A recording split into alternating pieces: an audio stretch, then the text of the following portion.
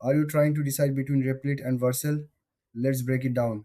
In this video, we'll compare these two popular tools for developers. Both help you build and deploy projects, but they do it in different ways. Replit is an online coding platform. It lets you write code right in your browser. You can create apps, websites, and even games. It's great for beginners and anyone who wants to code quickly without worrying about setup. On the other hand, Vercel is focused on deploying web applications. It's perfect for developers who want to host their projects easily. Vercel integrates well with frameworks like Next.js, making it a favorite for many web developers. Now, let's look at the main differences. Replit is all about coding and collaboration. You can work on projects with friends in real time.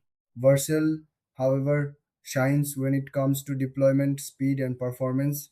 It's built for delivering your web apps to users quickly.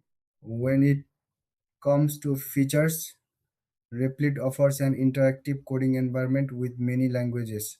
You can also share your projects easily. Vercel provides automatic deployments and previews for your changes, which is super handy for teams. Now, let's talk about pricing. Replit has a free tier, but some features require a subscription. Vercel also offers a free plan, but you might need to pay for more advanced features or higher usage. So, who should choose what? If you're a beginner or just want to code quickly, go with Replit. If you're a developer looking to deploy web apps easily, Vercel is the way to go.